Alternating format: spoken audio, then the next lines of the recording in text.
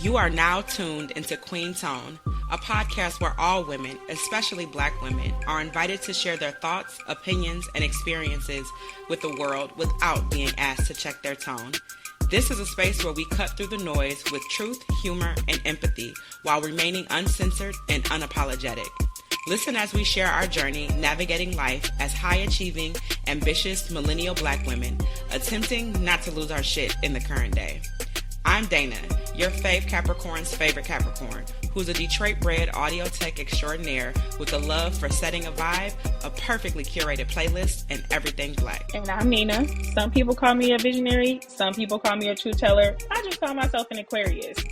Either way, I'm a planner with a purpose, and together we bring the real, straight, no chaser. This is Queen Tone, and our mics are now on. And this is the second day of the activation. For those of you who do not know me, like I said, my name is Nina. My day job, I guess you could say, is the CEO of the Center for Neighborhood Technology, which is a 50-year-old nonprofit based in Chicago, but is a national nonprofit that makes sure that communities have what they need in their communities to thrive in place. I am a professional planner. I have worked in Los Angeles. I've worked in Chicago, but at my core, I am a girl from the Eastside, Detroit. Yes, and very, very proud of that history. I carry Detroit on my back every day. And although I have not had the pleasure of being a planner in Detroit, when the American Planning Association's National Planning Conference was coming to Detroit, and we pick those conferences years in advance, I had been saying to my friends casually, I think I want to do something in Detroit. We should get together in Detroit. I want to do something special back home, but I wasn't fully serious about it. And I wasn't fully serious about it because I was in a moment in my life in which I was participating in institutions that were extracting a lot from me, but not restoring me. And it wasn't restoring me in a way that was towards my purpose. And so what I decided to do at the end of last year, I was on the National Board of the American Planning Association.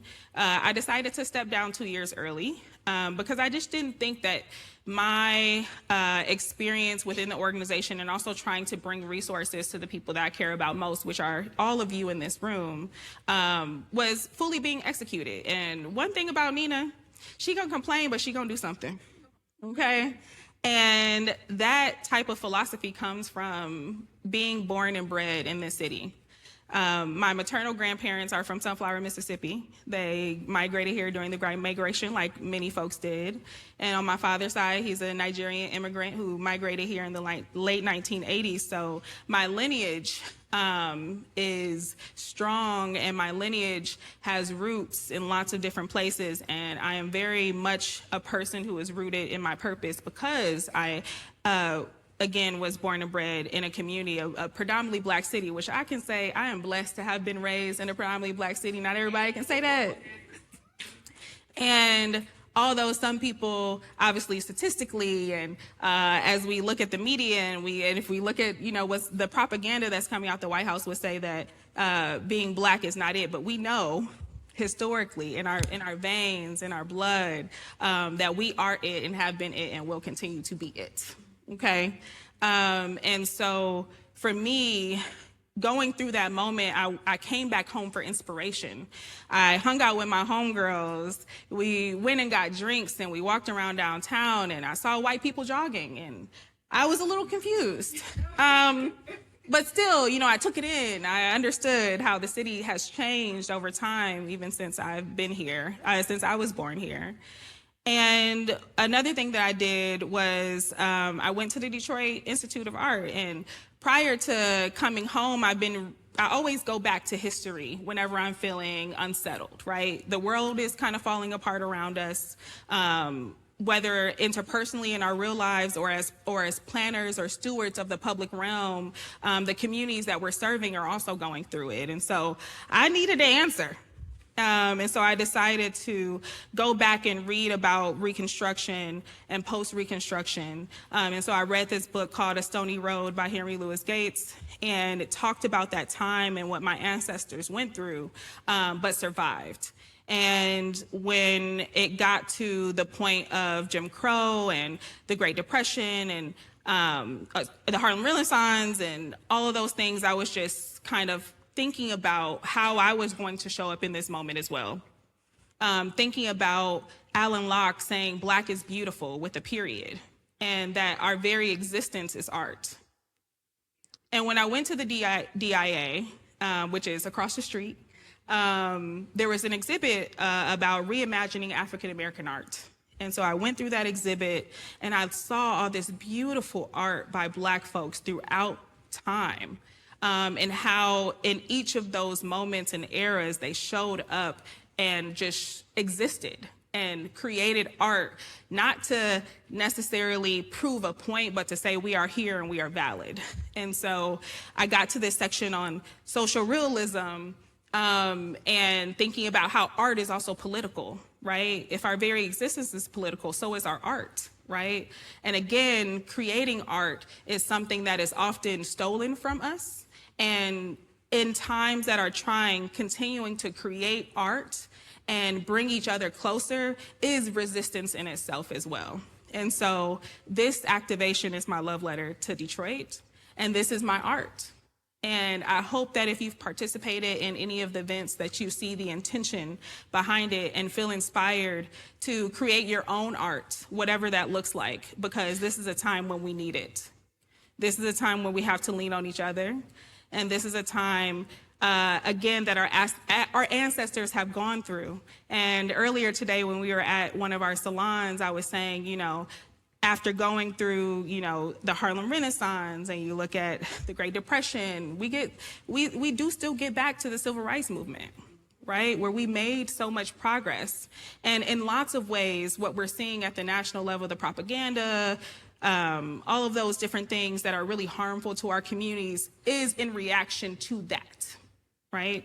Which means that we have power, we had power, we have power, and will continue to have power because we are resilient. And this city that you're sitting in is the perfect example of what that looks like. So I'm really excited to have you today for our discussions. I'm excited to show you various parts of me throughout this activation. And so for today, you're gonna get real Nina, okay? Everybody got a podcast, including me. Okay, with my best homegirl, Dayna Cole, who also produced, yes, shout out to Dayna, who also produced tonight's show. As you can see, it's produced, okay? You see the cameras, you see it. And so Dayna and I have been very good friends since college, and I think we get each other because she a Capricorn, I'm an Aquarius with Capricorn placement, so we get each other. And we just would have phone calls for hours and hours on end. And so we'd be like, damn, we should record this. And we did. Because sometimes you just got to wake up and do stuff. And so to see how Dayna and I have grown since the beginning of deciding to do this podcast, not only as professionals, but as women and also as friends, has been very heartwarming. And I'm really excited to invite you into our world. So Dayna, would you join me on stage?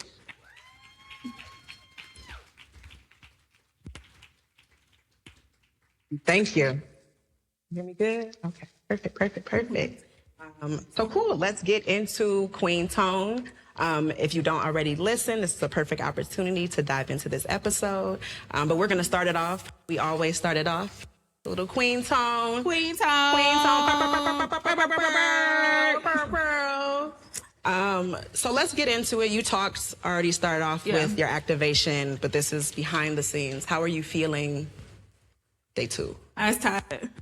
I know my partner was like, I rolled over and was like, I think I want to do something in Detroit, and here's my ideas. I know she was like, here she goes. But it's been, although it's physically tiring because of the energy, it is so refreshing and energizing to be creating spaces people need right now. And I get emotional even listening to the conversations and having people connect and having people just fellowship with each other in a time that we need to, and having a space for people, by Black people, allies welcome, but you know, like it's been really beautiful. How you said in the intro of just being back in Detroit. We are 2 girls from the Eastside of Detroit. Yes. And I feel like I operate always at the core of, I'm a little Black girl from the Eastside of Detroit, and everything I do is rooted in that. So, and we know too, with Queen Tone, very much so music lovers, Detroit, creator of 3-Part Harmony, shout out to the sisters. Hey. So I know the episode we were talking about what we were listening to, and I was all Jill Scott and Jill Scott, T.I., and Juvenile. So it's very Gen X. But what are you listening to? Right now, well, Kehlani's album came out today. Okay, so I've been listening to that. Of course, I went straight to the Cardi B, the Cardi B record. The Cardi B feature. Yes. And the Leon Thomas feature. Okay. Both bangers. Yes. Bangers. I love Kehlani. Yes. You know this. Leon Thomas. Yes. Writer, So good. singer, his tone, amazing. Yes. So I didn't get to listen to the whole thing, but I definitely listened to those two. Okay. What else have I been listening to? I mean, BBB. Yeah. BBB remix specifically Yes, with with Megan Thee Stallion. Megan Thee I'm a Stallion. Megan Thee Stallion stan. Yes. I love What is that called? Big Booty Bitch. Well, no, not the song. If Oh. I'm in the Stallion stand, yes, I know the big booty bitch. Yes. I don't know what her Am I fans the are Stallion? called. Stallions? I Am don't know. I I'm making that up. Yeah. What is that called? A Meg fan. Okay. Hotties. Thank you. Yes. Thank you. Yes. I don't Audience know. participation is definitely Right. about. Great. Appreciate that. They're like, bitch, Like, I thought you liked Meg Thee Stallion. I forgot for a second. Yes. Music, TV, and we really haven't talked about this because obviously life crazy. Imperfect Women on Apple TV. Oh, I'm obsessed. So it's very much Despite so. Carrie's mouth acting. Yes. Imperfect Women on Apple TV. The first 2 episodes, you think it's like white people mess. Keep watching because it's integrated mess. Yes, it Everybody's is mess. integrated. It's And very it's integrated perfect. mess. I feel like the first 2 episodes, I thought I knew what was going on. By episode 3, I had no idea what was going on. By episode 4, I had a different idea of what was going on. That and then Paradise. If you haven't seen Paradise on Hulu, Oh my gosh. I'm obsessed. Especially when you sprinkle in a little bit of alternate universes, timelines. Oh, I love it. Whatever. Give me a It's giving multiverse Lost. immediately. It's giving, yes. So yeah, I've been watching that and then reading. It's been taking me forever, not because it's long, but because I get pissed at the characters. But The Best Man, the book, Unfinished Business. So it's gone from 4 movies, a TV show, and now the story continues in the book, written by Malcolm D. Lee, who produced The Best Man, but then also an author, Jane Allen. And it's just the same characters, same mess. Harper is pissing me off. He's been pissing me off for 20 years. And I literally have to put the book down. And almost like when your friend calls you about that man and you're like, I'm gonna listen to the story, but girl, But that's how I feel with the book. up on you. Yes. Close the book. I'll come back in a day or 2. But yeah, I feel like between the music, the TV. And I catch up with that book because I don't actually read the book, but I get the updates from you. Yes. Periodically, I'm like, okay, so what's happening in the book right now? Yes, and they're breaking it into parts. So right now, this book is based on Harper, which is Taye Diggs, Robin, which is Sanaa Lathan, and what's Nia Long's character? Jordan. Nia Long's character. And then there'll be another book with 3 more characters. So more mess to throw the book across the room. But at this point, because I think that came out in 1999. So yes, I am invested with the characters because I cried like a baby when Mia died, like in the theater of like. Spoiler. If y'all haven't seen it, right? Shame. But yes, so very much so love to hate that book. What would you say? You know, we're in Detroit, we're in our hometown. I've been reading a book. What have you been reading? Well, and by reading, listening to the audiobook.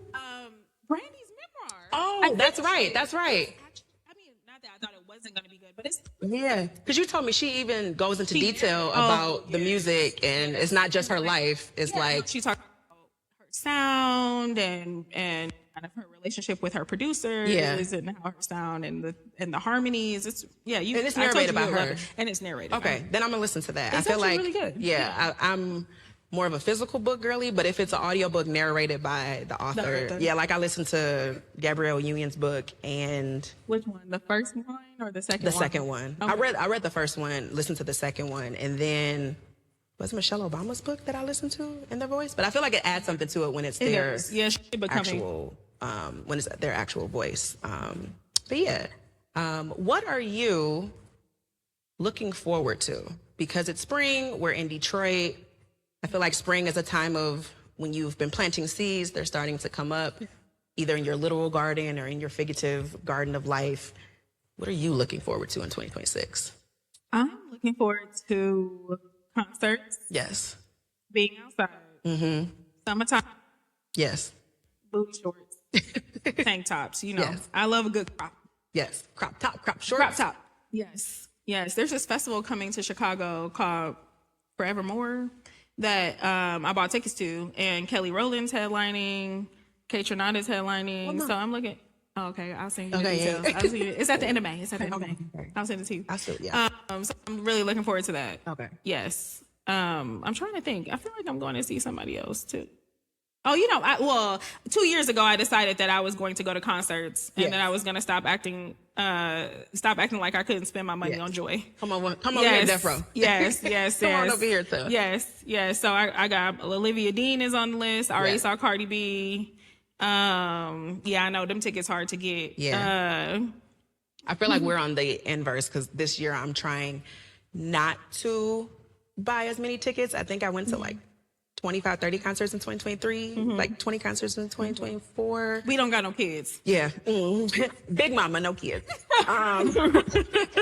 So that's the Similac. I said I'm not going to concerts, and yet Jill Scott got those. Oh, I got just Chris Brown and Usher, I got those yesterday. Okay. I can't support. Yeah, I know you can't, but swipe got it. My cognitive dissonance. We keep it real about here. Yes. Cognitive dissonance is a thing. I live and breathe 90s R&B, and I gave up R. Kelly. So okay. I'm gonna do Usher. I'm gonna do Usher. No, this is I'm soothing myself. I'm soothing myself. Yeah. But yeah, so I'm super excited for concerts this year. Spending more time in Detroit, like you said, summertime shy. I'll be there in the summer. I don't know when, but I'll put up my little Batman signal of being in summertime shy. Detroit in the summer, the Riverwalk. I feel like every year it's just Detroit. Like intentionally come home in the summer and for sure. And then even I live in Brooklyn. Summer in Brooklyn is crazy. So I'll get to all three in the summertime. But I'm excited again for this to be in Detroit. I'm also excited for our guest because she's also a Black girl from the Eastside Detroit. So it's just, but to get in, let me really give background on our guest. So this next conversation is special for a few reasons. Because yes, we're talking to a CEO. You know, we have a CEO up here, founder with me. But more importantly, we're talking to a woman who stepped into leadership in a way that most people have never had to. I want to introduce Aris Singleton. Aris is the CEO of tgin, Thank God It's Natural, a textured hair care brand that has become a real staple in our community. I'm talking Target, Ulta, Walgreens, but not just shelf space. We're talking about a brand that has scaled nationally and globally, built a loyal customer base, and helped shape what the natural hair care aisle even looks like today. And what I love most about tgin is that it didn't come up during a time when textured hair was widely centered. It helped push the shift in the zeitgeist. It helped normalize seeing our hair, our texture, our routines represented at scale. But her story did not start in the boardroom. It started right here in Detroit. She grew up on the East Side, raised with discipline and vision, the kind of upbringing where you're learning about business early, thinking about ownership early, and understanding that success is something you build, not something you stumble into. And what I really respect about her journey is that she didn't just arrive at tgin as a CEO. She came up through the business.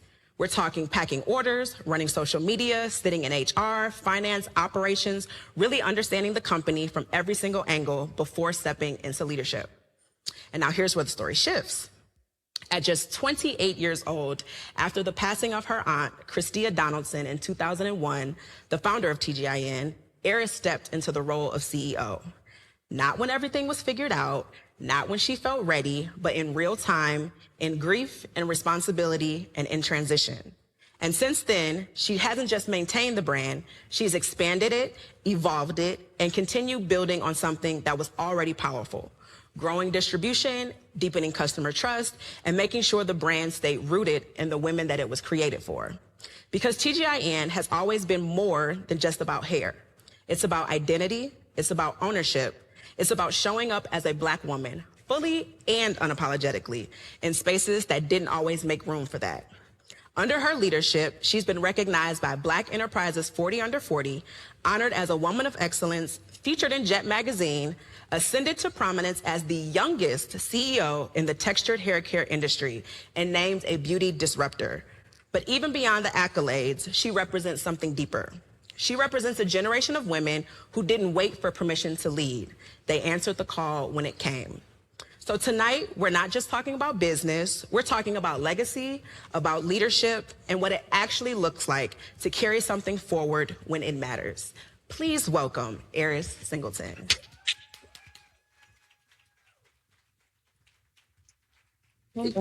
You are. Thank you. And fun fact, me and Aris went to middle school together. Yes. Gotta put that out there. Thank you so much for coming. Thank you for having me. I was a little emotional over there. I'm a crier, y'all, so like just deal with it. But this is very special to me because I realize I do a lot of speaking engagements. This is my first one home. It's my very first, and it's such an honor to be here. I'm like, wait, have I done anything in Detroit? But nothing that has been with purpose. So thank you for having me. Yes, yes, yes.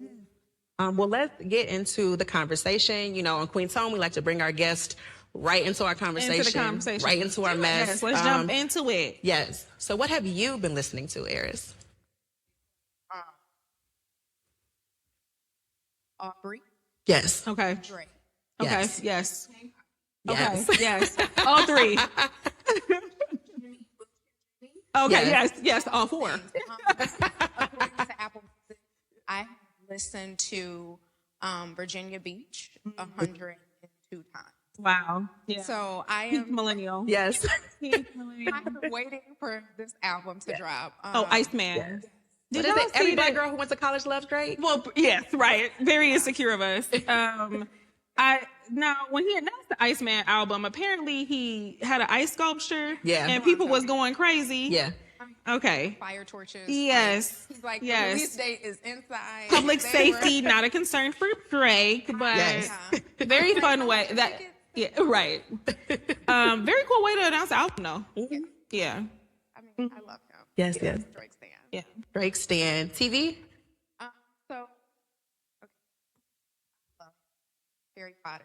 Yes. But Potter. Okay. I think I saw like the first one back in 2001. But I went to see it with my church, and my church was like, no. Oh, well, I'm surprised they even bought the tickets. Did they Right. not? Witchcraft was Right. it? The devil in the okay. wine. Okay. So I was never able to see the rest of them. And last year I was getting my hair braided, and I just wanted to put on some background noise. And That's one where you get day, all the good shows, when your hair braided. I am a Harry Potter. Like, Oh, well, you know, nerd yeah. out.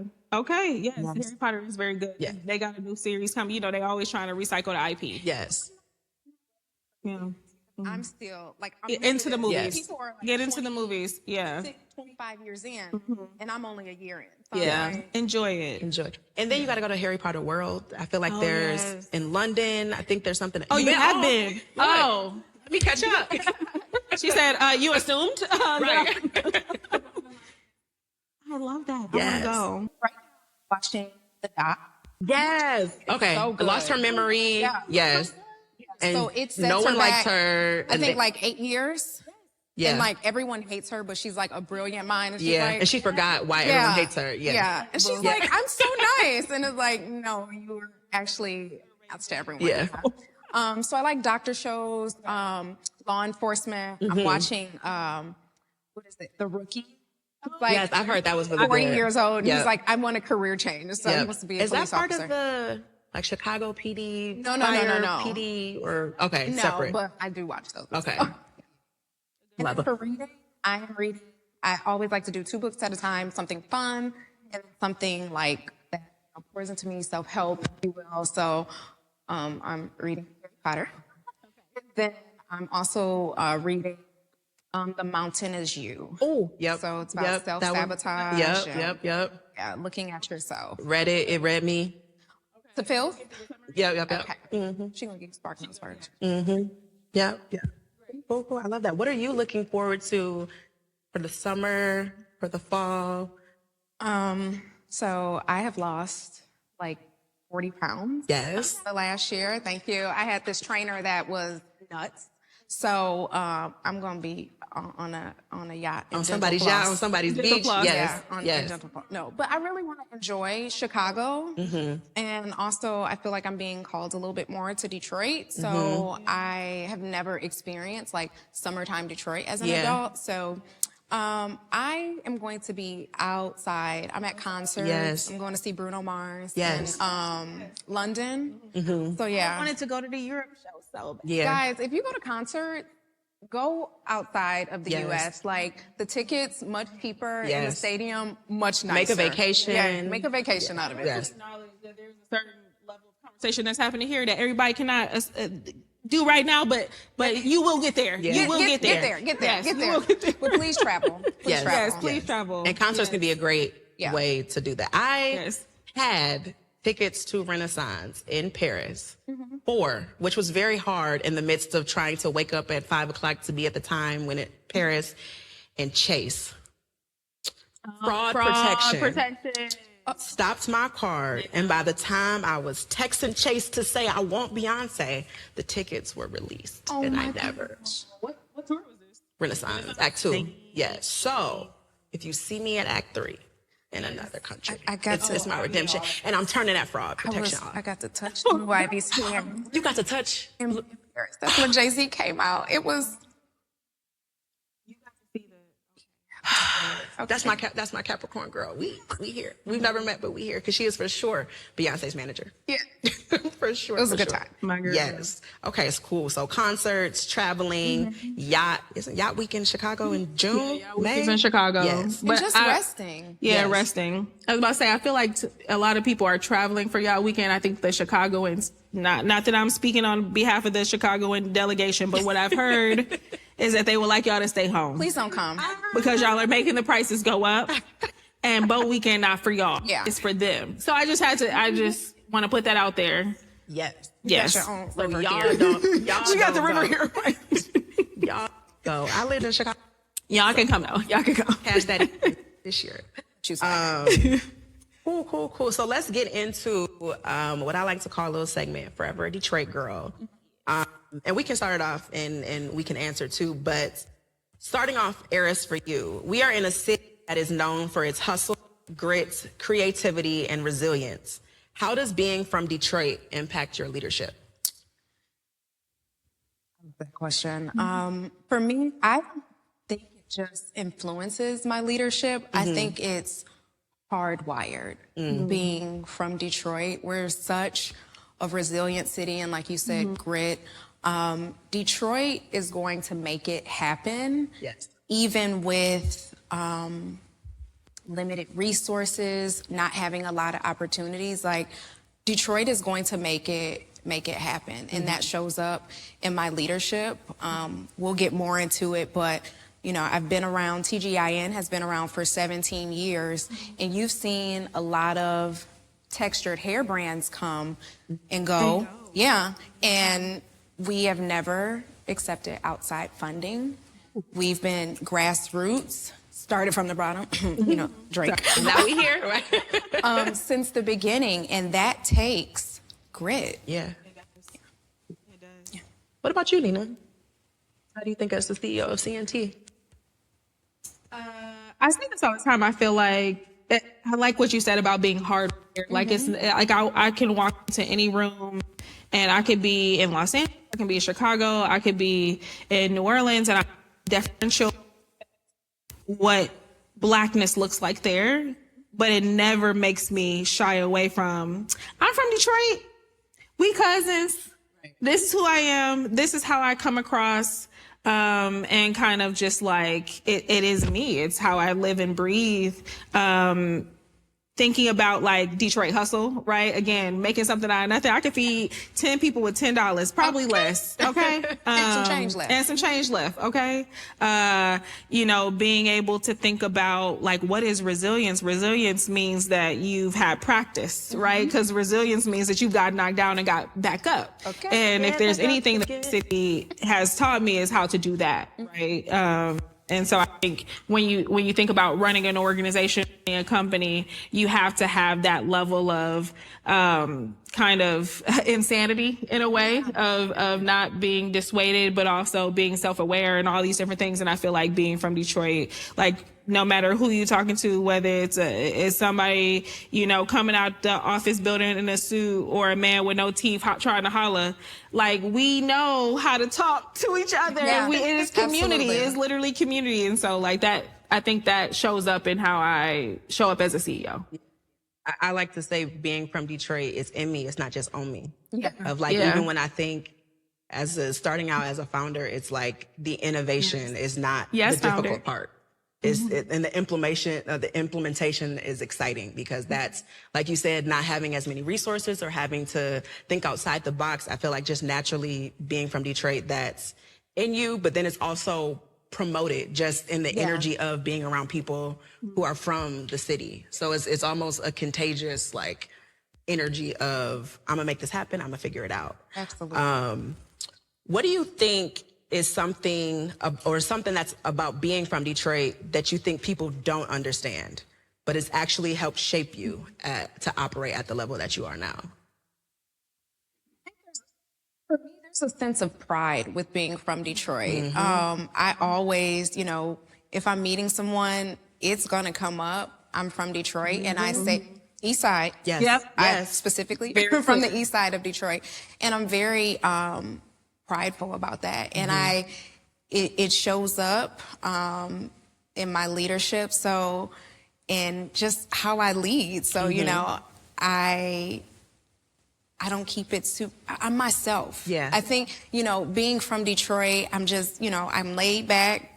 And I can lean up if I need to. But I mean, that's literally how I lead, and my team appreciates it. The people that I work with, our partners, it's like, it's nothing performative with me. You're gonna get this black girl with the blue hair from Detroit. Yes, I love it. Do you feel a responsibility to the city as you grow as a executive, as a leader, or is it more so like a personal connection than an obligation, or maybe even both? It's a little bit of both. So I like to say I'm Detroit bred, but Chicago fed.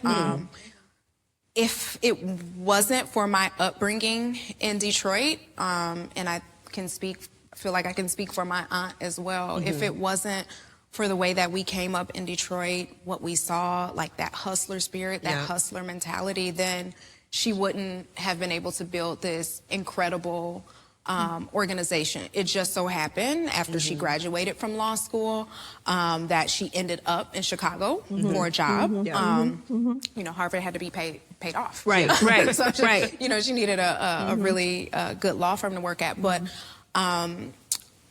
with me, I've been leading for almost 5 years now, and it's about intentionality. So yes, I'm going to be, you know, the organization is in Chicago, but being very intentional about coming back to Detroit and giving back to the Detroit community.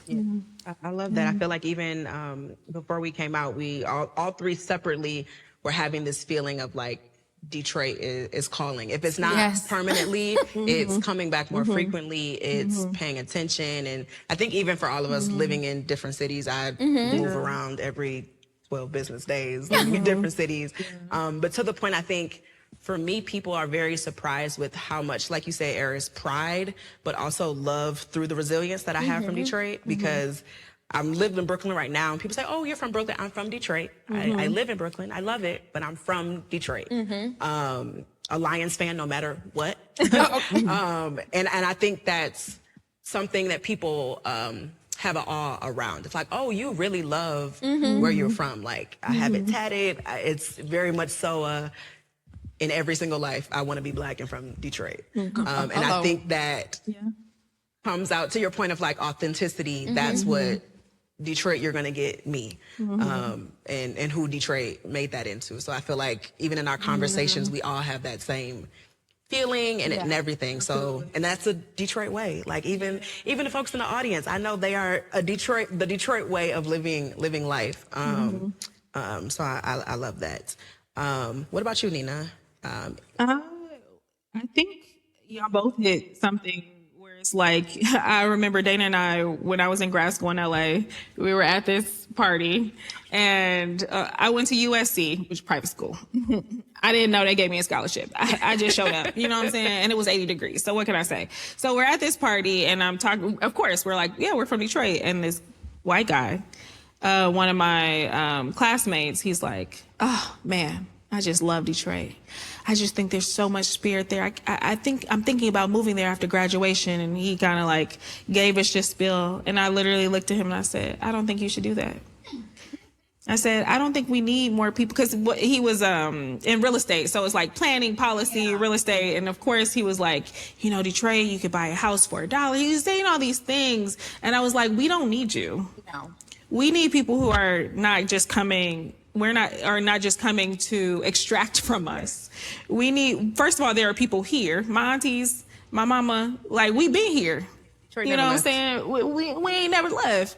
And so I think like what the misconception is that we're not here and that we are not willing to do what we need to do to make sure that our story is not stolen from us and that we are not forgotten, because I'd be damned. Okay. And I think we'd all be damned to have that story rewritten, especially in a place in which we were, in a lots of ways, systematically left behind, but continued to persevere. And again, when you think about resilience, the first place you think about is Detroit. And so like people underestimate that. So I was like, no, we don't need you. And he was like, oh, okay. Now, did he move here? I don't know. Maybe he lives in Midtown. Who knows? But I say that to say that because Detroit is so Black, I think people underestimate like our ability to achieve and do, because we lay back. We don't need to be the loudest in the room, but you gonna see us and hear us when we walk in there with that purple fur. Right. Okay. Because my Uncle Greg, if he was here tonight, he'd have on a purple suit for sure. Yes. For sure. With the matching shoes. Yes. With the matching shoes, no lie. Because you know Diedrich Furs had that sale. Yes, they did have that sale. Yes, the furs. The furs. Mm-hmm. Oh, Diedrich Furs. Yes. Yeah. Mm-hmm. If you know, you know. Right. Mm-hmm. Cool. Well, Nina, let's get into a little bit on community impact and investment. So this activation is partly a way for not only urban planners, but community members, people who care about, you know, vulnerable communities to come together and say like, okay, how can we uplift each other? How can we think through that? And so for a lot of us, whether, you know, we're organization that does direct service or organization that does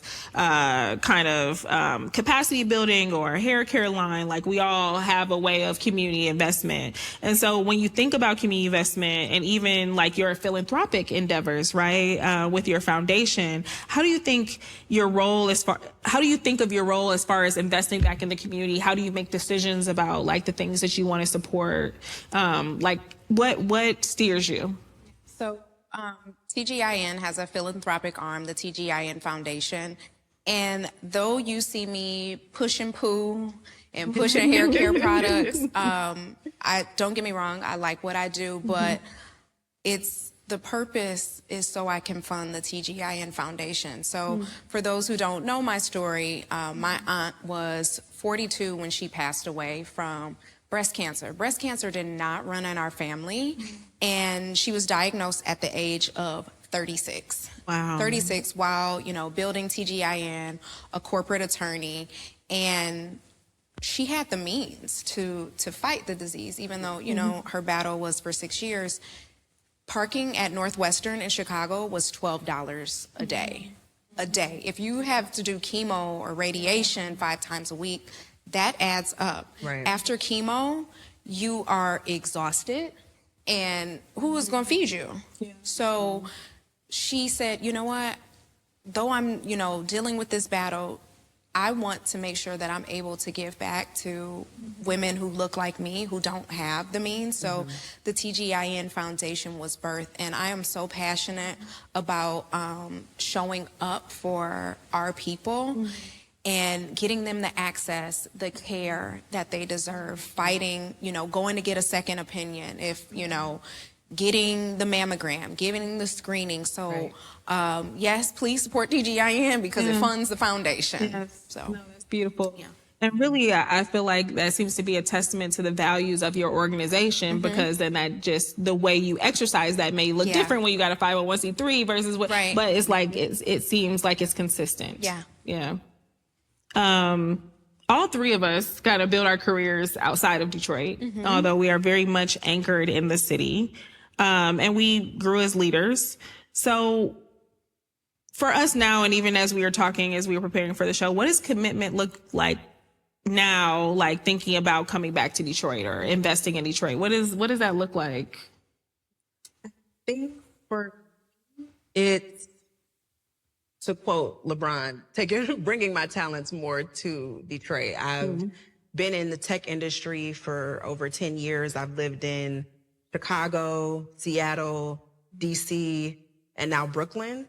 And being in those different bubbles, the different cultures, either as a city, the Black cultures within those cities, really got to absorb like how other people operate. But even in those spaces, Chicago, I think I said that too, lived in Chicago, but even in those spaces, it's still like, but this isn't Detroit. What if Detroit had this? What if taking this idea and bringing it back to Detroit? I think those thoughts were always running in the background of my mind, but the older I get, it's kind of, if you've seen Jumanji, like the beat of the game, like it keeps getting louder the older that I get. The doom, doom, doom, doom, doom, doom, doom, doom. It may sound more like jit music than the Jumanji sound, but it gets louder the older that I get. And I think too, my parents have lived in the same house my entire life, so almost in my mind, Detroit, their house is home, and then the different cities that I've lived in my apartments are like my room, almost in a sense. Yeah, it's an extension versus like home is always on Outer Drive versus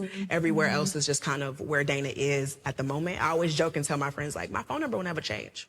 My address probably. But the older that I get, the more that address starts to feel like, to the Jumanji beat, like it starts to feel like 313. So I feel like now it's more so how do I pour back in. And we talked about it outside, even if it's not fully moving here, but if it's spending summers or going back to universities or organizations in Detroit and speaking and just doing more instead of saying, oh, because it's convenient in the city I live in, to the point of going to concerts in different countries, I can get on a Delta flight to DTW and be able to invest in that way. So I think for me, it's more intentional of like the things out in work and outside of work, like all roads kind of lead to Detroit for me. That's beautiful. What about you? So for me, Detroit, I have been in my MBA program at Michigan State. So sometimes I'll drive up to East Lansing, and sometimes I'll Graduating next week. Yes. Oh my gosh. Dragging. Yes. Thank you. I am dragging across that stage. Okay, y'all. But you're going to get there though. Okay. Right. So after, I go to class on the weekends, sometimes I'll come down to Detroit, downtown Detroit, and I'll just keep it real and raw. I'm like, I need to see more of us. Yeah. Downtown Detroit. There was a time where it was us down. And like you said, I see people jogging, and I don't have no problem with that. No, but I want us to be jogging. Right, exactly. Yes. It's different than the norm. Okay. So I want to see more of us. And I said, I've just been thinking and I've been feeling called. And after graduation, I feel like I'm going to be spending more time here. I mean, Michigan State has already called me back and they're like, hey, we want you to come and speak. I'm like, y'all realize that I don't live here. So, and I'm actually working on building like an alumni organization up at Michigan State, you know, for business owners, and just really, I want to pour into Black women, entrepreneurs, to, you know, all this knowledge that was dumped and given to me. I want to make sure I give back and pour in the community. So I will be spending more time here. Let me just graduate first, child. We're going to get you over there. Yes, you're going to get there. Yes. No, I've been thinking about this too, and I feel like because Detroit is what inspired me to become an urban planner, because for a lot of us, most people don't even know what urban planning is, and that's on purpose. Like it is on purpose. It's purposely opaque because it is a tool, is a very strong tool to either make communities worse or better. In its simplest term. And so when I decided to go to grad school, at first I was intimidated, but then I started listening to people talking. I was like, oh, they don't know what the fuck they talking about. You know what I'm saying? You know, and we be talking about like, oh, you know, I remember it was my first year and it was an economics class, and this professor was talking about, you know, the market and the free market, and that if he wanted a different type of milk, he would get in his car and go get the milk, and that is how it works. And I said, have you ever lived in food desert? Because let me tell you about 6 Mile and Mound, where I grew up on, and there's no mainstream grocery stores in the city of Detroit. I think that just changed in the last few years. Like I feel like like mainstream grocery stores, mainstream like that wasn't a thing, and then by leaning into that identity, I started to grow more confident in my practice as a planner, because it wasn't the degree that what made me an expert. It was my lived experience, and the degree was just me being able to translate that. And so I've worn that on my back and been very proud of that. Even though I've never worked here, like in Los Angeles, I worked on getting the Olympics in Los Angeles for 2028, and that has Detroit written all over. You know, like this is the resilience. Thank you. In 2028, it'll be better, but not right now. The airport. You know, in Chicago, I've worked on, you know, programs of over $250 million and redistributing grants and creating programs based in equity. And that is, again, a reflection of Detroit and my values that are hardwired into me. And so how I've kind of reconciled not being in Detroit, but living the values of Detroit, is making sure that my work is a reflection of that. Yes. And I'm very proud of it. And even I teach a class, and I was telling you earlier, I teach a class at UIC for undergraduates, and I bring them on a trip to Detroit. Every weekend I'd be in a university van. Okay. I'd be in a university van, 12-seater. And I bring them here every single year, and we spend a weekend, and I spend my own money because the university don't always cover it. But I think it's so important, and it's usually one of the things. No problem. I love it. And it's one of the most transformational things that the students say happens every year, because they get to really feel and see the city outside of the context of Chicago, and really get to see this kind of perfect example of what harm looks like, you know, based on leadership decisions, but also what resilience looks like on the other side of that. And they get to see it. I bring them to this very museum every single year. My line sisters speak every single year on the panel, and all the people that Jermaine speaks to my class, and Anton, I take him to Gensler, I take him up to the Michigan Black Business Association. Like I expose the people around me to the things that make me, which in turn hopefully helps to extend Detroit's influence in other places. And so that's really how I see my work. And no matter where you're from, know that you can continue to extend that in other ways than physically being in a place, as long as you honor it and perpetuate the kind of system that you want to see. So yeah. Come on. Yeah. Like, no, literally. I'm gonna change your mind. Yeah. We'll be here spring 2026. Don't worry. Like, yes, I'm teaching in the fall, so we'll be back in the van. I love that. Cool. So we all have titles that sound very finished. Yes. CEOs, founders, executives. But in real life, do you all feel settled in who you are?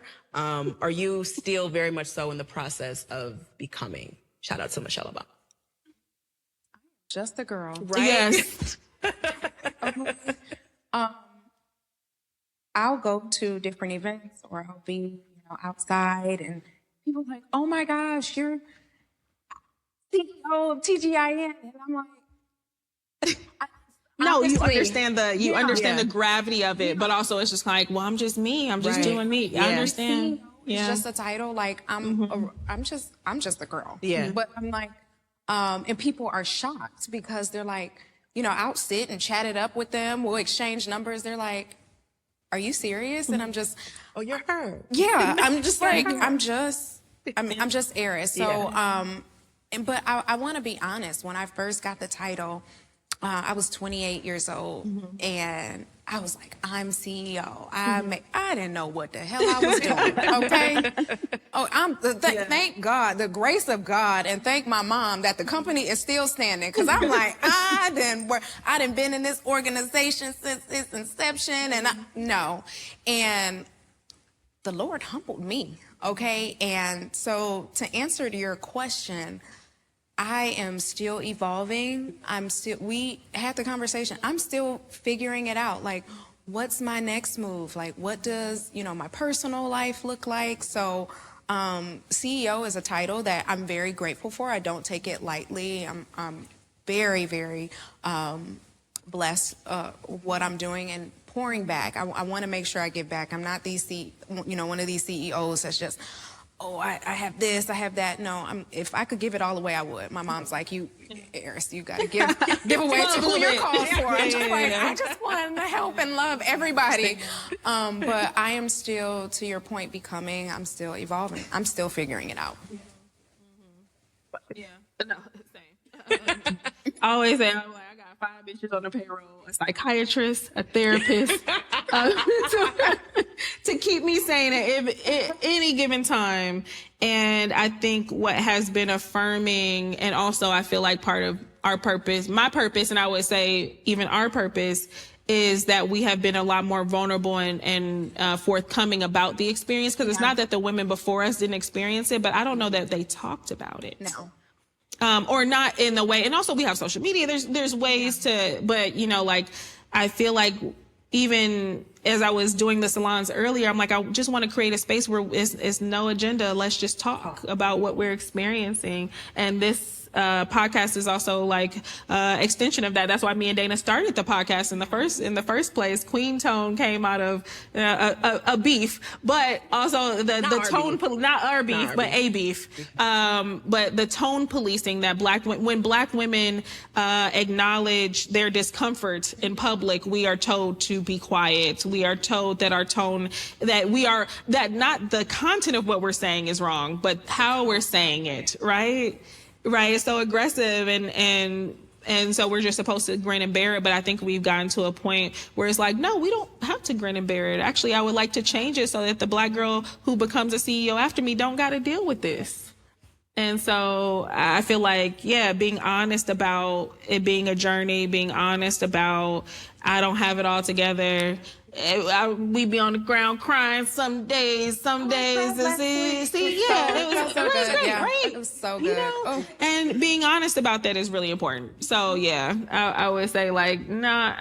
But I'll check in with Sierra next week. You know what I'm saying? That's my therapist. And we always should, it's okay. We gonna get on the plan. We gotta get the lady. We all need to talk to the lady. Yes.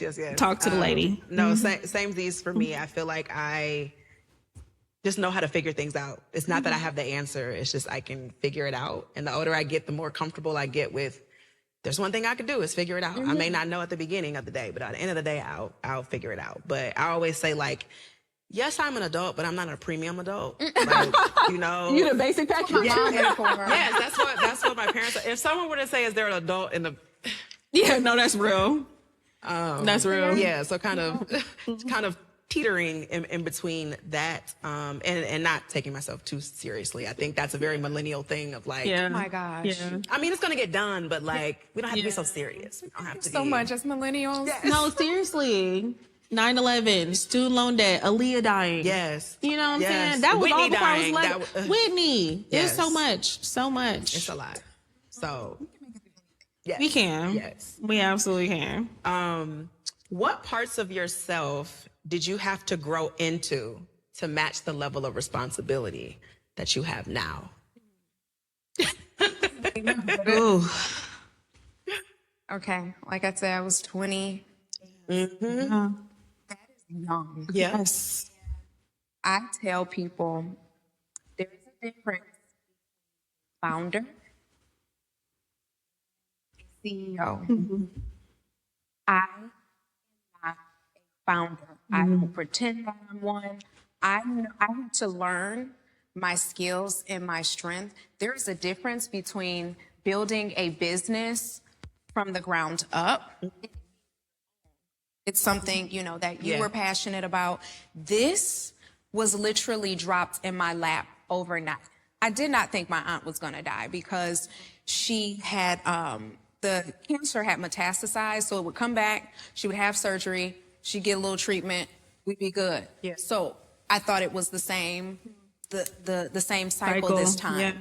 Yeah. And when she died, I was like, well, fuck. Like, who's going to run the company? And my grandfather and my mother looked at me and said, she wanted you to do this. I said, well, she ain't had no conversation with me. And said, because right. That's the insecure reference. Yeah. Okay, I'm like, I was running the finance and human resources department. So when this multi-million-dollar business was dropped in my lap, that is, when I tell you I can't even articulate the responsibility, the heaviness of that. Yeah. And I had to grow up real quick because one thing, I was not going to be the niece who tanked her aunt's hard work. Like, my aunt busted her ass and was working 2 days before she died. I had to take the laptop out of the hospital. I'm like, you need to rest, you need to heal. So that level, and I'm not saying that that's right, because Black women, we need to rest. All women, we need to rest. So There's a lesson in that. Yeah. That level of responsibility, it was so heavy, and I was also grieving. And I feel like when I said that I cried last week, I just busted out crying because I miss her. I was just like, damn, I have to come into this office every day. I have like a mural of her on the wall, and I have to look at this every day and make sure I continue her vision and give it my best. And that's some heavy shit.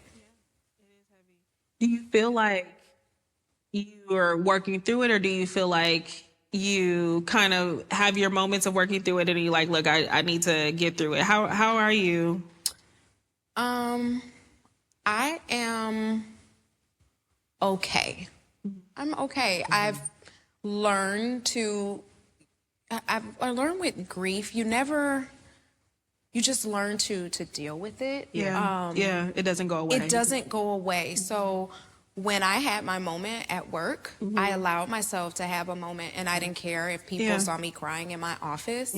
I think my team appreciates my vulnerability, and it was just, so yeah, I'm okay, but at the same time, no, I'm not okay. I lost somebody, I lost a friend, I lost my boss, I lost my aunt, so it's just, I'm learning what grief, it's not linear. Right. Yeah. It comes in waves. And I was like, oh my God, I'm crying today. Yeah. And it's been almost 5 years, and it still doesn't, it's still raw. That's fresh. Yeah. Do you feel like you've had to trade anything, softness, relationships, time, in order to lead at this level? Absolutely. I was talking to God the other day, and I tell my mom, I'm like, me and God beefed out right now, respectfully. And I'll be 33 this year, and I thought I would be married, I would have children. My mom and dad were 22 and 23 years old when they got married. I have such an incredible relationship with my mom. If you follow me on social media, you know the lady with the blonde hair is my bestie. I do not play about her. Yes. And I was telling her the other day, I was like, I won't have this relationship that you and I have. If God, willing that I have a daughter, I'm like, we already have, I'm 30, 35 year, age gap. And I'm just like, times are different. And, relationships, these men out here just different. they just different, y'all. And so, yes, I've had to give up a lot, but I'm also in a season where I am so happy and feel joy, just like myself and where I am in life. And you say, okay, what did you have to give up? But look at where I'm able to influence people, I'm able to pour into people.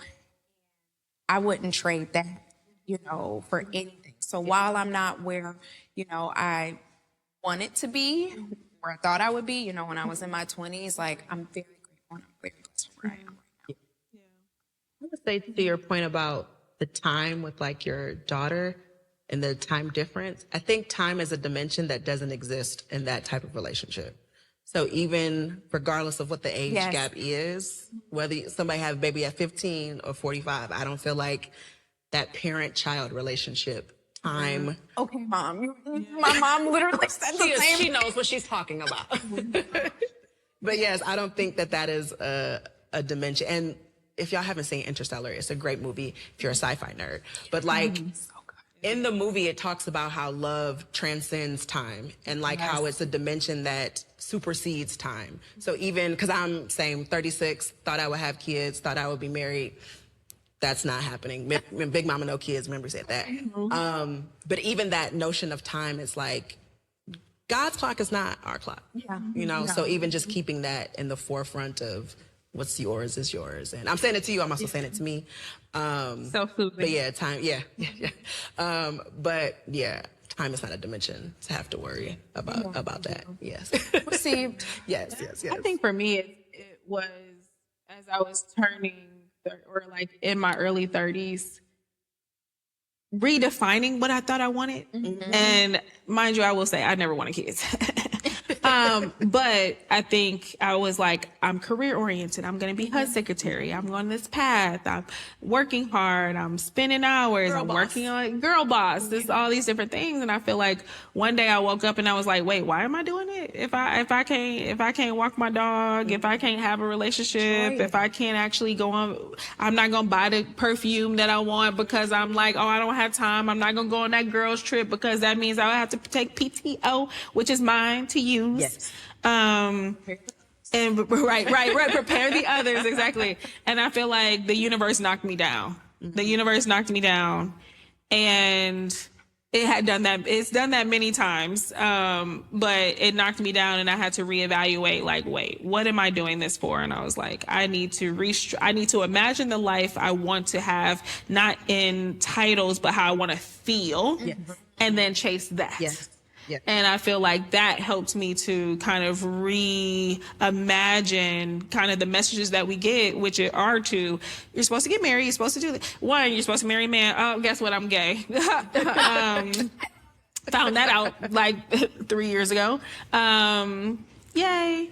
No, but I was always gay, right? But it was like, these kind of like this kind of, this is the path. Yeah. And this, you never question the path. Yeah.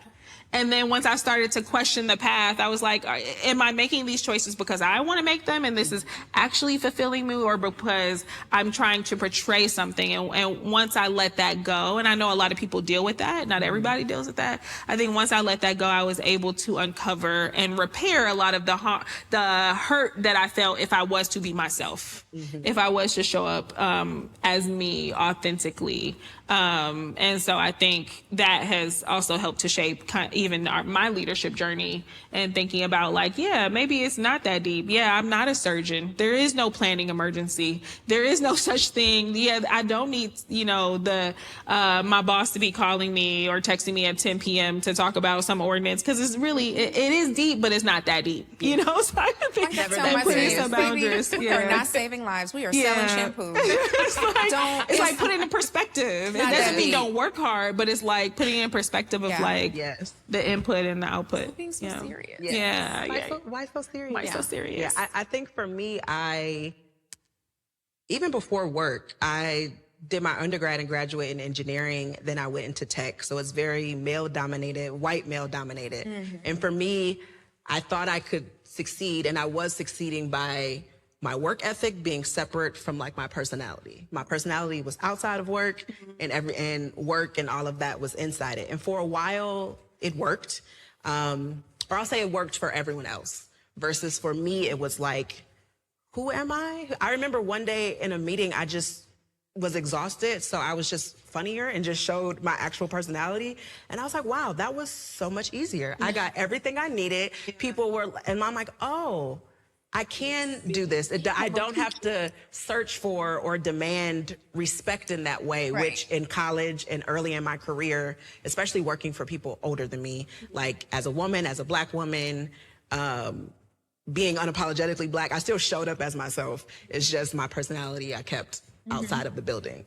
And so now it's more so of an integration, and like the unapologetically is everything. So for me, it wasn't trading, it was like bifurcating and separating it, versus now I'm more in the space of like the integration of it all. And that has been fun, difficult, interesting, to the point of becoming like, who is Dayna now at 36 and being able to bring that into work. I think it's a perfect timing of becoming a founder and like figuring all of that out. And honestly, so much of being a founder is so much like talking to that lady instead of actually building something. Coming from corporate, it's like, oh, I thought this was going to be, how do I solve this problem? 2 + 2 is 4. And no, it's like, who are you? How do you feel? Like, what do you want? What are my passions? Like, what is this? And that has been surprising, but the timing of it in life is very serendipitous of like, oh, these questions are getting me closer to Dayna and getting me close to what I want. So yeah, I would say not trading, but like integrating into it all has been exciting. Pause, because I'm just so proud of Dayna. Because yes, hand clap, hand clap. Them Capricorn placements be Capricorny. Okay. No, but I have like Dayna, 7 of them. You have grown in this area. Obviously, you've always been bomb. That's not it. But just like in the thought of like you stepping out and being like, I'm gonna make my own terms, producing this show, showing up in a different way, like really being like, these are my passions. This is what I'm gonna go after. I'm just so proud of you. And that's the thing about friendship, is that you get to see like the growth in people over time, and you get to contribute to it just a little. But also just celebrate it. And I think one thing I want people to walk away from this entire activation is that tell people how you feel about them now. Don't wait. Give them their flowers now. You know, and so I just want to say I'm just very proud of you. Dayna was one of the cool kids. Right? You like, she's like, I think they went 3 years older than me. Yeah. And I was like, she's cool. And she was nice. You know, like big kid, I'm like, you never know. Right, nice. right. The big kid's not always nice. Appreciate that. Yeah. Yes. Yeah. Cool. Yes. So cool. Let's get into a little bit more on power and place and kind of, if you heard the music coming in, we kind of had empowerment songs, but then we also had Rihanna, Bitch Better Have My Money. We also had Flo Milli, Conceited, and just being unapologetic in the girl bosses that we are. I like to think that those titles can be turned on and off. Of like, when I want to be girl boss, I can, but when not, I'm just Dayna, Nina, Aris. So Nina, let's get a little bit into so that. All my friends know I love talking about money. Yes. The first thing I'm gonna ask you, how much money you making? How much did you negotiate? And I give because we especially as Black women, in this industry, where for a lot of us, because we are purpose driven, people will use that and be like, well, you really care about this, so let me pay you pennies. Nope. Right? Pay me the and a degree hate to see a Black woman coming, because we got them. Okay, I'm like Thanos. Right? Okay. Exactly. And that costs money. Yes. Okay. And so really thinking about and talking about money. So Aris, for you, like, as you know, grown into your own and become a CEO of a multi-million-dollar company, how has your attitude about money or thinking about money changed over time? And how does that kind of show up in kind of your power / responsibility? So with family, it has been a challenge because you are the person that made it, and they see you as an ATM. Yeah. Just real and raw. And the type of person that I am, I'm an empath, so I take on everybody's problem, and I'm like, oh, okay, I'll take care of it. And that really drained me, and it didn't make me feel good. Yeah. So I had to learn to say no. But even before CEO, like, you know, I worked hard, but, you know, making a lot of money, but, you know, again, you know, single woman, no kids. So I was still able to do and, you know, still able to give. But I had to learn to say no and be okay with it. And I'm still a very generous person, but no is a complete sentence. And I'm not, you know, here to fund, I can't help with that. No, the answer is no. On a professional level, I am, to your point, getting more comfortable with talking, or now I'm more comfortable, but at first it's like, I don't want to talk about money. I don't want to scare them away. Yeah, I don't want to offend anybody. And I've learned that the price is the price. Yeah, the price is the price. And knowing my worth, not be reasonable, but know your worth. Yeah.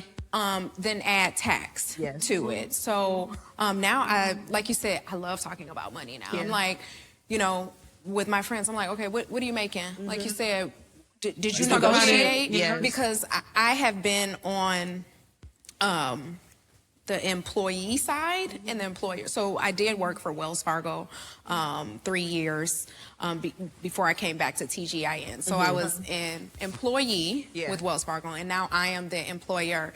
And I want people to negotiate when I'm hiring them. So, you know, you have the range. Yeah. And then I want you, especially Black women, I'm like, push back. Ask. Ask, because you absolutely deserve. And honestly, there's sometimes in the organization where it's like, okay, I can't stretch on money, but ask for more PTO. There's other things. Negotiate your benefits. I mean, girl, I've been paying for somebody's bus pass for them, you know, the public transportation, HSA. So do not be afraid to talk about money, because the white men have no issue. I have, you know, now that I'm in this space, I am in a group with a lot of CEOs who are making, look, they companies in 100 million. So, and I am grateful for them, because they have taken me up under their wing, and they're like, Aris, you know, ask for this, you need to be at this deal. White men love talking about money. They do. That's how I learned how to negotiate. Like, Dayna, I think you should be doing a little bit. Yeah, so you have to take on the white man personality. Absolutely. Yes, absolutely. And don't be afraid to ask. And if you get a no from this person, the next person is going to tell you yes. So that's their no. Someone else is going to say yes. How have you felt about money over time? I've always been about money. Investing it, saving it, making it. I don't think I've ever, I guess you tell me, and my friends in the audience, I don't know if I've ever shied away from talking about it, or talking about negotiation, or even saving, or what price is better. Or I also talk a lot about money with my parents and with my dad. So it's like kitchen table talk, which I feel like growing up, going into work, negotiating, all of that stuff is, I'm here to get a paycheck. Like, I don't dream of work unless it's passion. So I think for me, it's always been in the back of my mind, in the forefront of my mind, in the middle, whatever the middle of your mind is. Whatever low. Because it's a tool. Like, money is a tool. It provides access. Not that I obsess over money or worship it, but it's definitely a tool. And for me, I would say one of my love languages is gifts. So giving like very intentional gifts. So being able to buy the nice shit that I want to give, and money not being a reason that, I was going to give this, but I really can't afford that. So being able to do that, but then also even to your point of like family, of being able to provide access to people who may not have it. Like even I think working in tech with those high tech salaries back in the day, you know, with those layoffs, it's not the same, but in the golden ages, 10, 12 months ago. Dayna was the cashy one.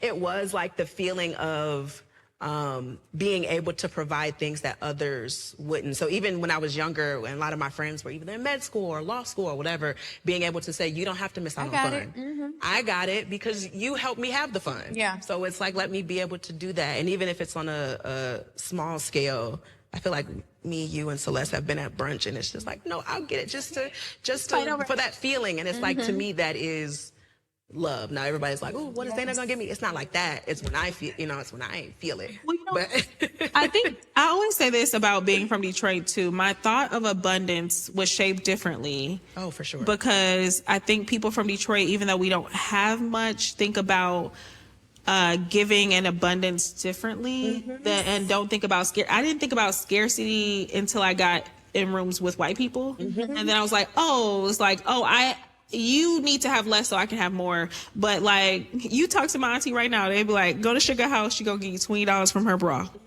It's gonna be warm, but she'll give it to you right now. $20. Like, you could come to my auntie house and get a meal. It was never about we have this and you can't have that. It was like, okay, how can we make this?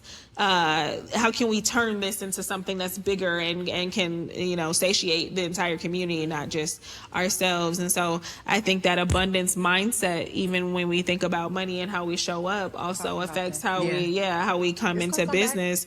And so like, even, I want to kind of talk about, like, what are some things that we feel like we've done for our communities that people just won't see, right? Like, we talk about like how we think about money or how we're able to extend, but what are some of those things that people just may not know that you kind of do it behind the scenes, but you just do it because that's how your values lie?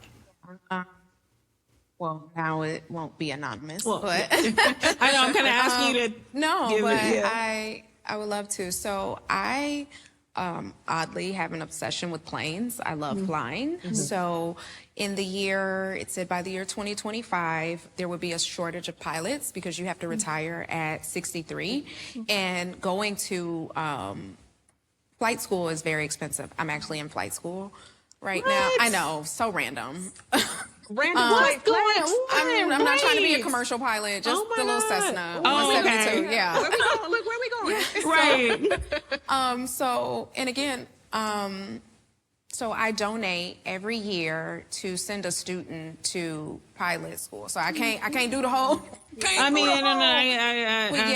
I anonymously donate to it's called Tuskegee Next. And yeah. For the Tuskegee Airmen? So it's based off the Tuskegee Airmen. The foundation is in Chicago, or they live in Chicago now, but they're from Tennessee.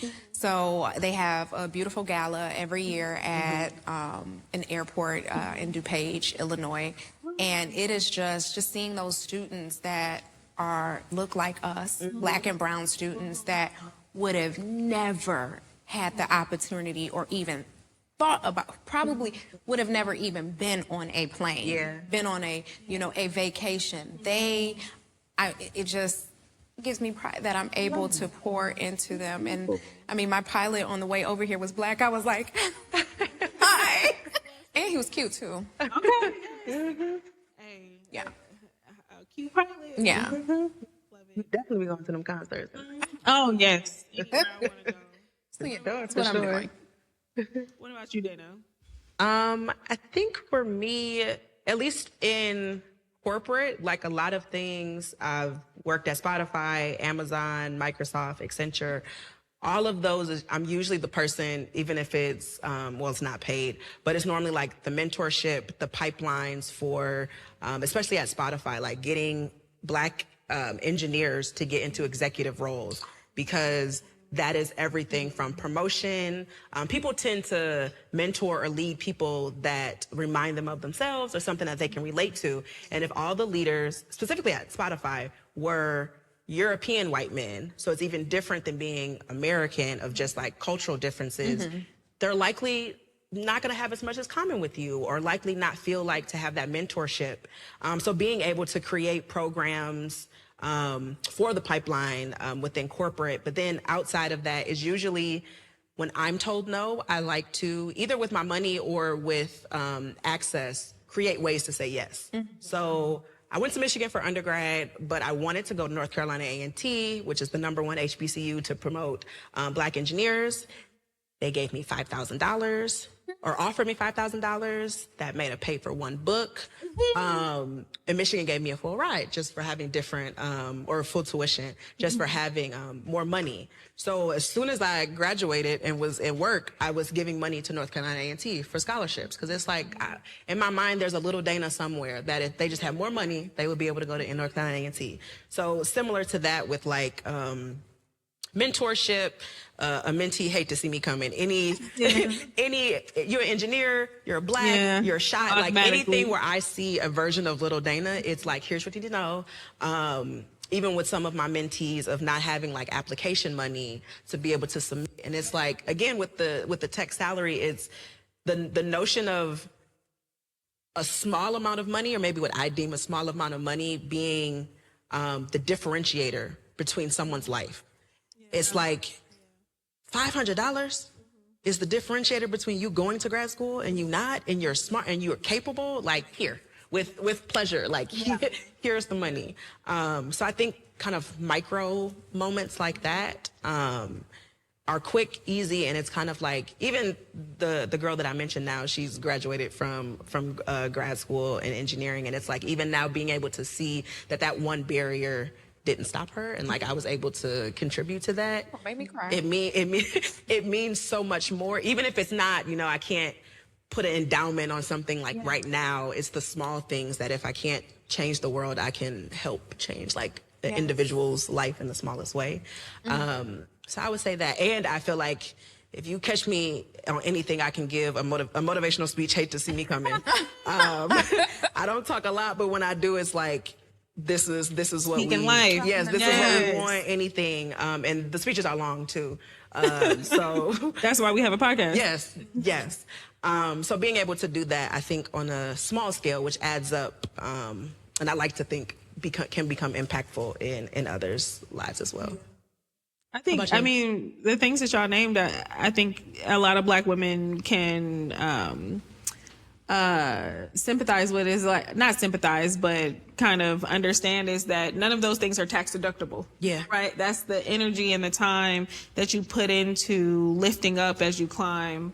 That you put into taking that 15-minute call, because time is money. Yeah. It's like when you are at a certain level, but the difference is that we actually believe what we're saying, and we're actually like living it, and that we're like, yes, if you need time, if you need the thing, if you need the application, it's like, I can't write that off on my taxes. But that's not what actual community or villages are about, right? If we're saying that, where I was like, oh, you need your village, but you can't do that, and you're not willing to pick somebody up from the airport, and I'm the main villain, not picking somebody up from O'Hare. I'll pay for your Uber, though. Yeah, right, I'll pay for your Uber.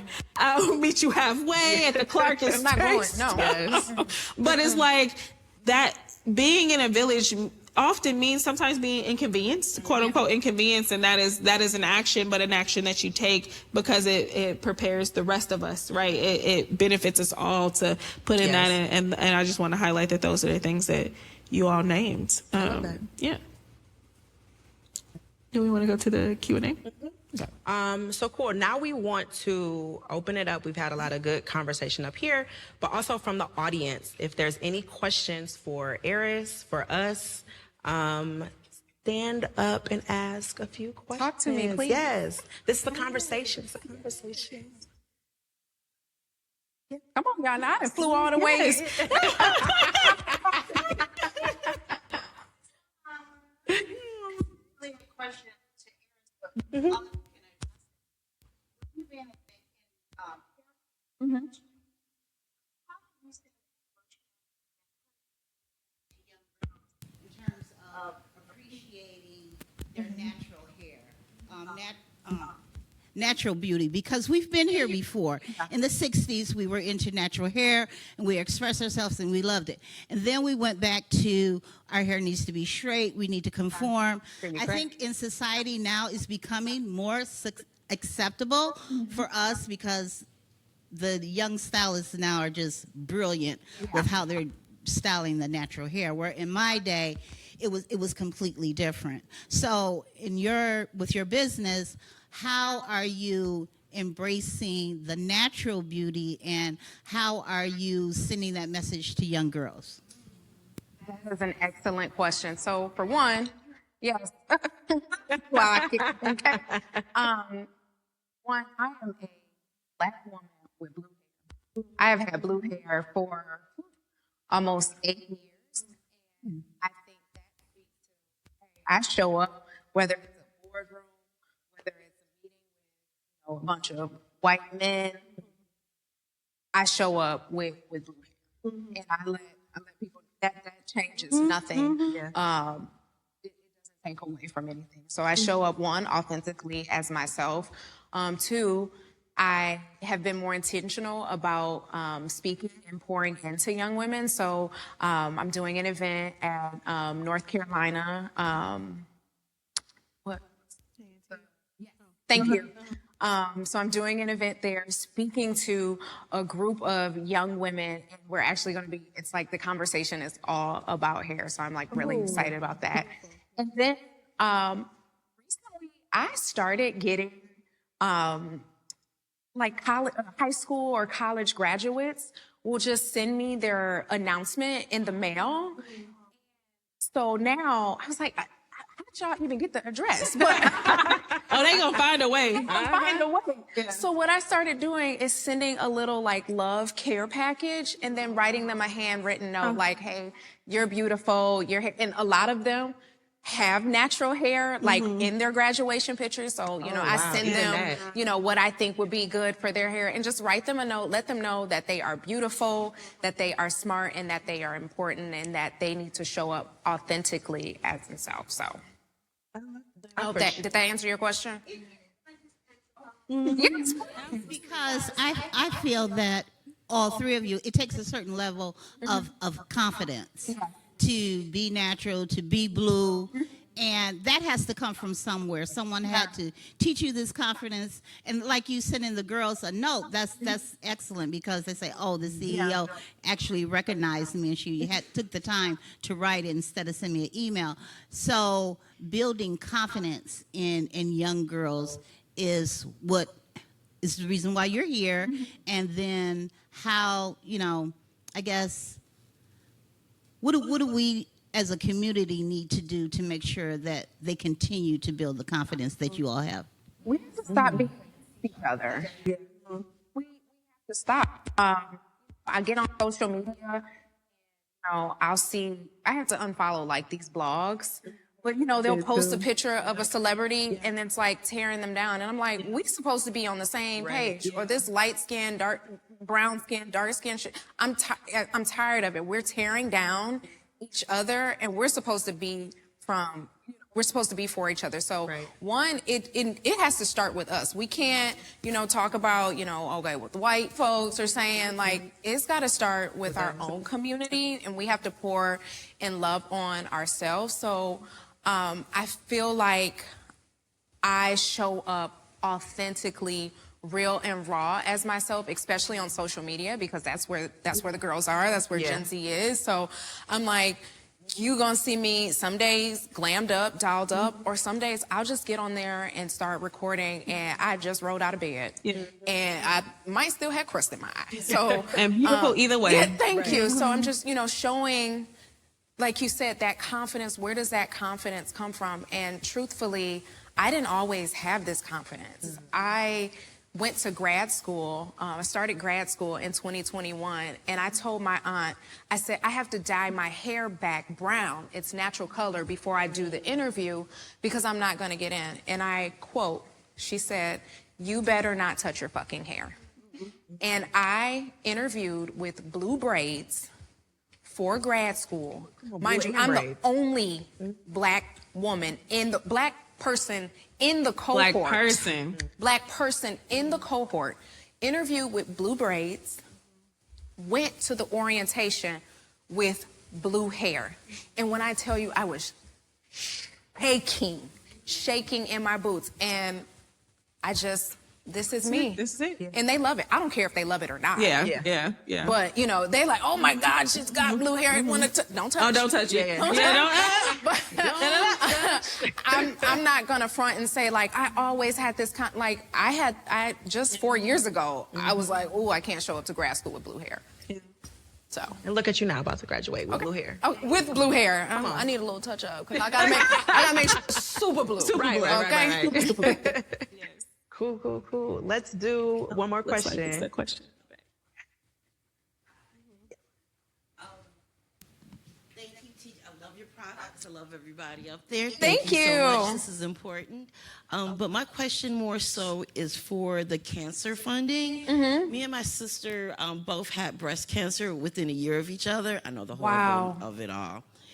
And you're right. It is the most expensive thing that you can experience. And the obvious, but then there's a whole lot of non-obvious stuff that you got to get. Also with that, so I'm saying that to say, so of course during this procedure, so my whole saying during that time was, and even still down because it's only been 3 years, 2 years in recession. Thank you.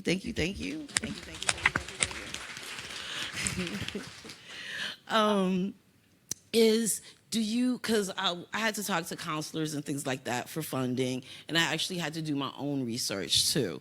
So I'm figuring that yours is kind of rarely new, but an idea is to talk to some of the hospitals, because a lot of the hospitals do have counseling, financial, mentally, and other stuff for cancer patients. Yes. And as you know, for Black women, it's a lot higher.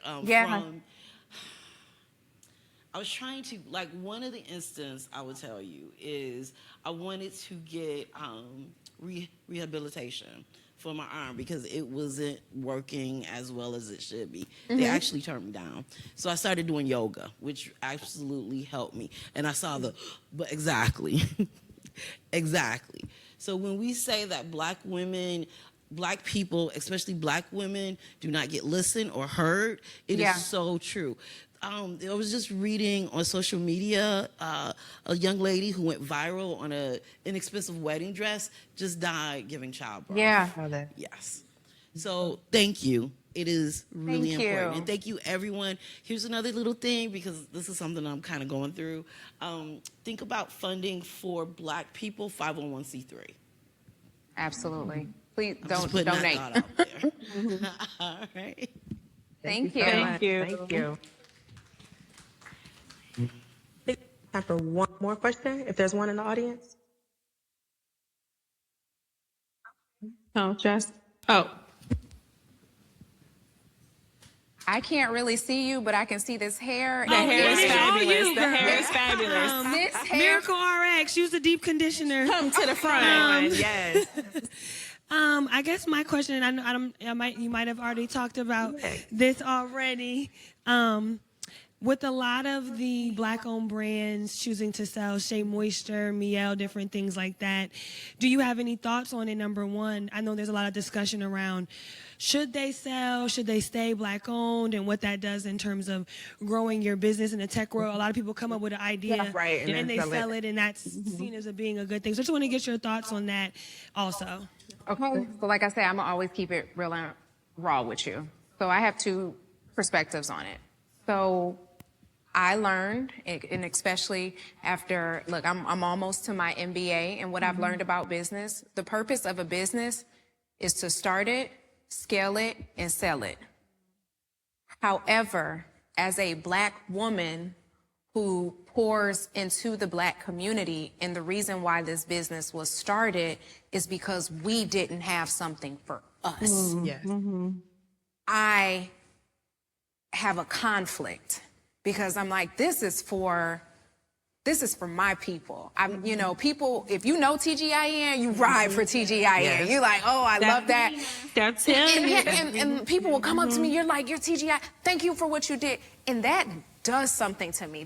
Those little comments that thank you, that's what keeps me going, and that's what wakes me up in the morning. So I'm not motivated by money. And there's a lot of people that have come to me and like, hey, you want to sell? And so I'm not saying that it will never happen, but for me, it's not a right now thing. I'm too invested in the community and giving women who look like me something that I need, something that they need, because for so long, we didn't have.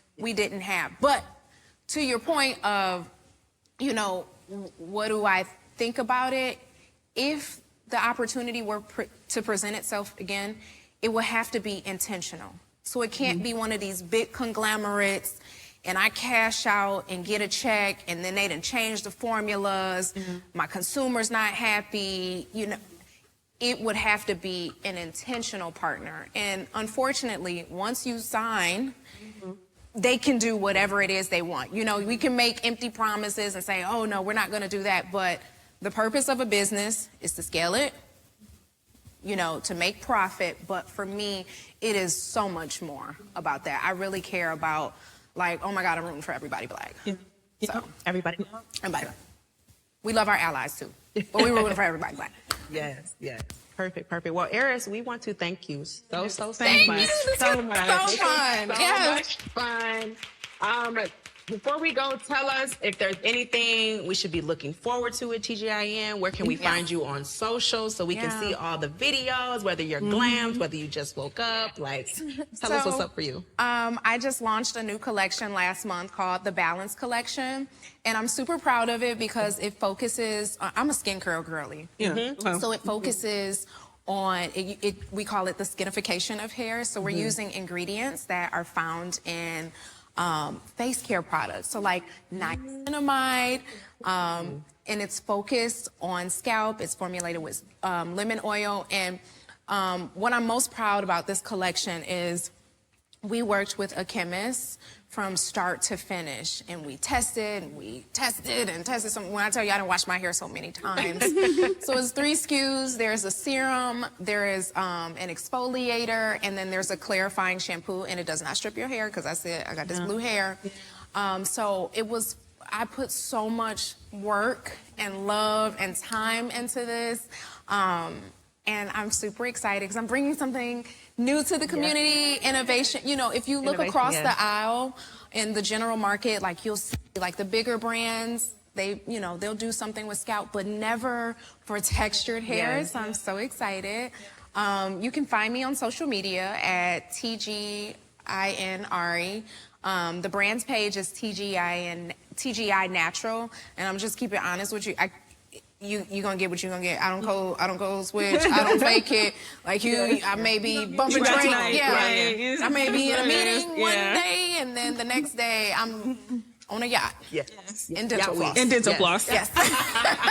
Summertime is coming. Summertime shot is coming. It is coming. So, thank you so much. This was so purposeful. Yes. For me. And Detroit will be seeing more of me. Yes, I love that. Thank you so much. And this has been another episode of Queen Tone.